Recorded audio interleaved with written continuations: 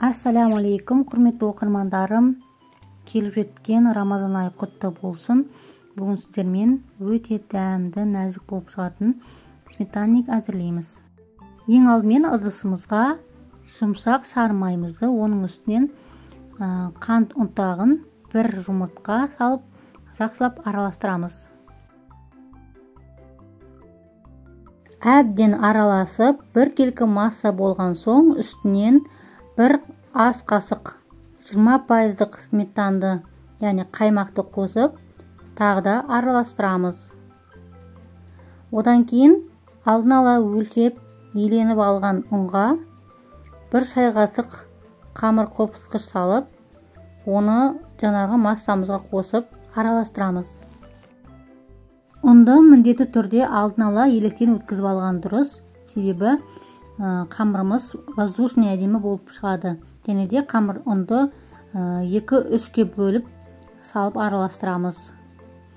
Одан кейін осы сметанниктің немесе сүзбелі бәліш пирогтарының қамырын қатты қылып илемей, жұмсақ қолға жабысатындай жұмсақта илеу керек. Сол кезде піскен кезде қамыры жұмсақ болып шығады.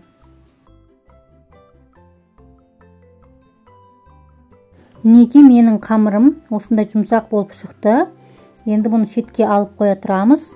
Оған дейін салмасын дайындаймыз. 2 жұмыртқаға құмшекері араластырып, үстінен қаймағымызды құямыз. Қаймақ менде дүкеннің 20% қаймағы. Осылар жақсылап салып, бір келкі масса болғанша араластырамыз. Одан кейін үстінен 4 шай қасық крахмал салдым.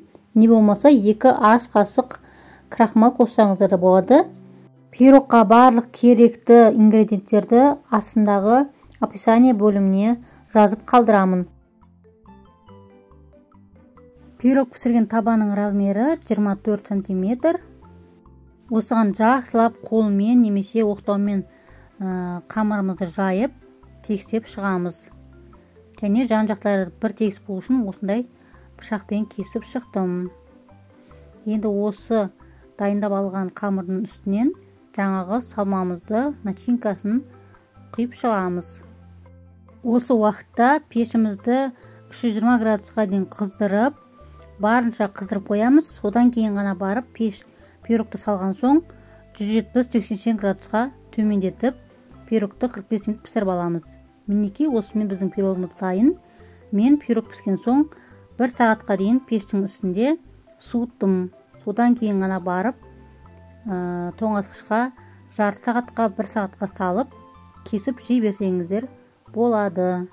Видеоны соңына дейін көргендеріңізге рахмет. Дәл осы рецепт бойынша жасап көріңіздер. Каналыма тіркеліп кетіңіз.